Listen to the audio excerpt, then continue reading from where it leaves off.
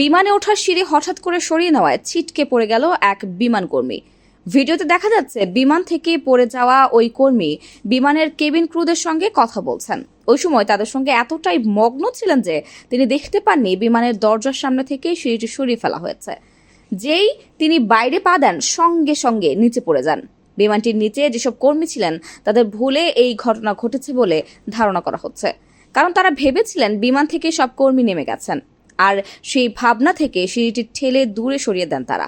আহত হওয়া ওই ব্যক্তি ট্রান্সনুসা এয়ারলাইন্সের কর্মী ছিলেন। তিনি সংস্থাটির এয়ারবাস A320 বিমান থেকে পড়ে যান। এই ঘটনার একটি ভিডিও মাইক্রো ব্লগিং সাইট এক্সে ভাইরাল হয়েছে। ভিডিওটি প্রকাশ করেছেন বিমান খাতের পরামর্শক সজয় লাজার। ঘটনাটি ইন্দোনেশিয়ার জাকার্তা বিমানবন্দরের। এ নিয়ে অনেকেই নিজেদের প্রতিক্রিয়া জানিয়েছেন। একজন বলেছেন, বিমানের দরজা বন্ধ ছাড়া তারা কিভাবে সিঁড়ি সরালো তা খতিয়ে দেখা উচিত। যে কোনো গ্রাউন্ড স্টাফ এবং ক্রুদের জন্য এটি একটি দুঃস্বপ্ন। দেশের স্থানীয় সংবাদ মাধ্যম জানিয়েছে, বিমান থেকে পড়ে যাওয়া ওই ব্যক্তি সুস্থ আছেন।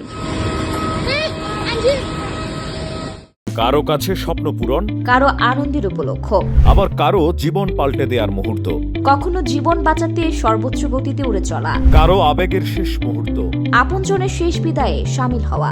এমন সব ইচ্ছে পূরণে সর্বনিম্ন ভাড়ায় দ্রুতগতির বাহন প্রবাসীর হেলিকপ্টার। আপনার প্রয়োজনে যোগাযোগ করুন আমাদের হটলাইনে।